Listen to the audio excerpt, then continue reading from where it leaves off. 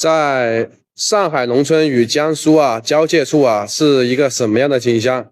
今天给大家过来实地走访拍一拍。我现在就在江苏与上海的交汇处，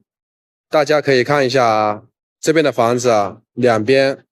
真的是天壤之别，天差地别，看的人是目不转睛都被惊呆了，都被震撼到了。看看这边呢，都有自己的小院子，里面呢种的是各种各样的菜。房子上面呢还有空调，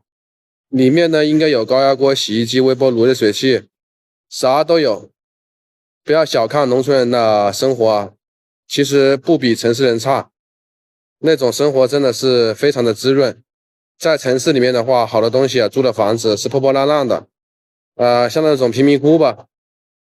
我说的可能有点夸张，就是啥也没有。在老家的话，毕竟是自己的房子，什么东西都可以买好一点，买贵一点，而且农村也比较朴实无华，不会说去攀比，性价比比较高的，比如说空调那种省电的之类的。在城市里面呢，住在那么小的房子里面，空调舍不得开，然后有时候连热水器都舍不得开，用冷水洗澡。夏天还好，冬天的话用冷水的话就有点受不了了，特别是洗头发的话。在农村的话就不会这样，农村毕竟东西都是自己的，电费也便宜一点，城市里面的什么东西都贵一点嘛。所以相当于的话，这就是富人的生活吧。在农村里面，上海农村真的是特别的富裕吧，基本上家家户户门口都有空调，这在多少年前想都不敢想。现在空调在农村呢是非常普及的，你别说汽车了，就算是给他一辆大的货车，他都能买得起。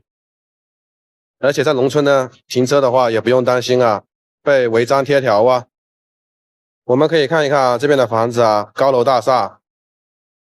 一路之隔，天差地别，看得我都惊呆了。没想到两省交界处竟然是这样一幅景象。那很多人可能会说了，这样的房子呢肯定是江苏吧，因为上海在大家的印象里面都是比较就是经济城市建设各方面来说的话更要富裕一点。但恰恰相反，上海农村呢，就是我们看到的眼前的这边的小别墅吧，2层的小洋房、自建房，农村自建房很普遍。门口呢也有这种小树、小院子，种点花花草草，养生。这就以后退休了也不用去城市里面拼搏了，有一个自己的小窝，养老的话非常合适。吃的话是那种纯天然的绿色蔬菜，自己种的，不像那个城市里面大棚的蔬菜，什么转基因各种所以说我也特别羡慕这边的人。看一看这边的房子呢，这边就是江苏的一个农村的房子，和这边显得是非常的就是融不入不到一起去，一条马路之隔，真的是把我惊呆到了，把我震撼到了。看看这边江苏的房子呢，确确实实是农村的房子确实是非常高大上也有可能是他们搬迁的，就是搬迁的安置房吧，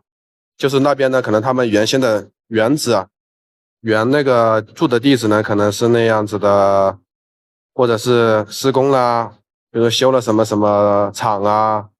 修了什么路规划了比如说修了机场火车路高速公路然后他们就集体搬迁到这里来了吧。然后真的是特别特别漂亮换作是你们愿意住哪边呢？是愿意住在上海那边住这样的别墅，还是愿意住在这样的高楼大厦里面呢？可以在评论区说一说吧。我觉得的话住哪里都一样，因为的话只要开心就好吧。反正这边的人呢，对面呢应该都是邻居，也有可能跨省联姻我的脚下现在就来到了江苏省，刚刚还在上海那边，真的是太快了，一条马路之隔天差地别。今天真的是大开眼界了，朋友们，你们感觉开没开眼界了？可以在评论区交流互动讨论一下。